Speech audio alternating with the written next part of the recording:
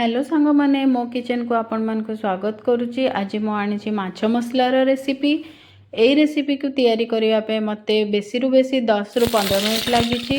जदि आपण पाखे भी आगु फ्राए माछ अच्छी हेले आपण बहुत ही कम समय भितर आपको तैयारी करें। प्रथम गोटे कड़ई नहीं, कड़ई रे भुर्सुंग पत्र कंचा लंका पियाज को पकई भल भाव फ्राए कर देइछि। पियाज फ्राए हो सारा पर मु आगु काटी रखि टमेटो आ अदा रसुण बटा को एबे पकईदेवी।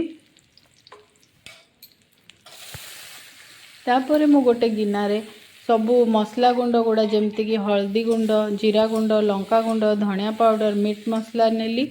अल्प पानी पकई ताको बढ़िया कि तार गोटे घोल तैयारी करली आ ताको मु मसला रे पकईदेली। पकईकी एबे सबू को मिसेकी मु भल भाव कसईबी। टेस्ट अनुसार मु एथिरे लूण देदेवी आ सबू मसला को मिसेकी भल की कसईदेवी।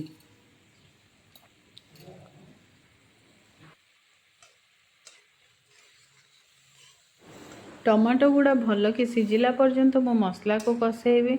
मु कम आंचरे आपको घोड़े देकी बसईदेवी।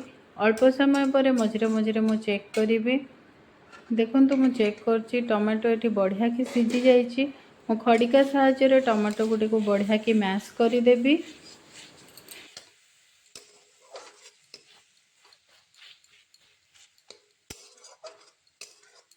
एबे देखंतु मो मसला कसईकी रेडी हो जाइए। टमाटो गुड़ा भी सॉफ्ट हो जाइए। एबे मु फ्राए करिकी रखिथिबा माछ को सिथिरे पकईदेवी।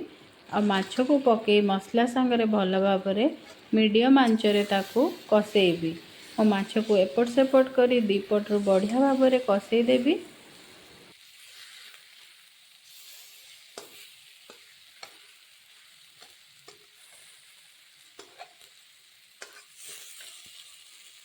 देखंतु माछ बढ़िया कि कसई हो जाइए। मुझे अल्प गरम पानी देकी ताको फुटई देवी। मु अल्प पानी देइछि काइना मु माछ मसला तैयारी करुछि।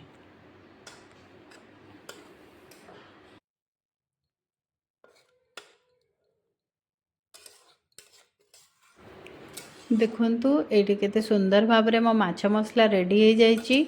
माछ पानी और मसला को बढ़िया भाव में एब्जॉर्ब कर देइछि और माछ मसला एठी बनिकी रेडी हो जाइए। बढ़िया कि एपट सेपट करिकी माछ को मसला संगे आउ थरे मिक्स करदेवी। एबे मु गैस रो फ्लेम को ऑफ करदेवी। देखंतु गर्मा गरम माछ मसला रेडी।